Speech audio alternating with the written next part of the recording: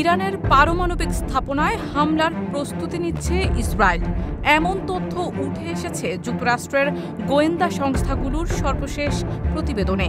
মার্কিন সংবাদ মাধ্যম সিএনএনের খবরে জানানো হয়েছে, নাম প্রকাশে অনিচ্ছুক একাধিক মার্কিন কর্মকর্তার বরাতে এই তথ্য পাওয়া গেছে। তবে এ বিষয়ে এখন পর্যন্ত আনুষ্ঠানিকভাবে কোনো মন্তব্য করেনি ইসরায়েল। একইভাবে মার্কিন জাতীয় নিরাপত্তা পরিষদ, ইসরায়েলি দূতাবাস এবং দেশটির প্রধানমন্ত্রীর দপ্তর থেকেও কোনো প্রতিক্রিয়া মেলেনি। একনল হ্যান্ড ওয়াশ 100% প্যারাবেন ফ্রি, তাই নিরাপদ হাতের জন্য আস্থা রাখুন একনলে। রয়টার্স জানায়, ইসরায়েল সত্যি ইরানে হামলার চূড়ান্ত সিদ্ধান্ত নিয়েছে কিনা সে বিষয়ে এখনও নিশ্চিত হওয়া যায়নি। মার্কিন প্রশাসনের মধ্যে এ বিষয়ে ভিন্ন মত রয়েছে। কেউ কেউ মনে করছেন শেষ পর্যন্ত ইসরায়েল এই ধরনের অভিযান চালাতে পারে, আবার কেউ কেউ তা নিয়ে সংশয় প্রকাশ করছেন। সিএনএনের প্রতিবেদন অনুযায়ী সাম্প্রতিক মাসগুলোতে ইসরায়েলের হামলার সম্ভাবনা উল্লেখযোগ্য হারে বেড়েছে।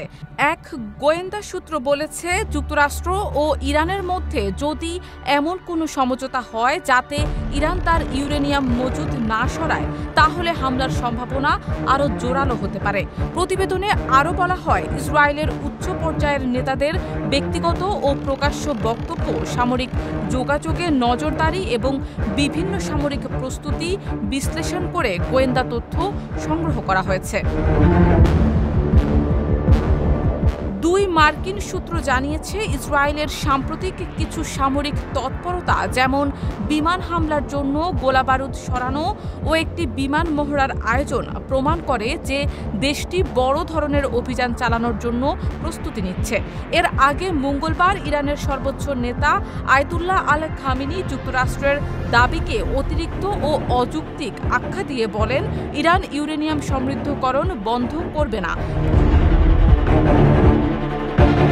উল্লেখ্য, যুক্তরাষ্ট্রের সাবেক প্রেসিডেন্ট ডোনাল্ড ট্রাম্পের প্রশাসন ইরানের পারমাণবিক কর্মসূচি নিয়ে নতুন কূটনৈতিক সমাধানের উদ্যোগ নিয়েছিল, তবে তা এখন চূড়ান্ত পর্যায়ে পৌঁছায়নি।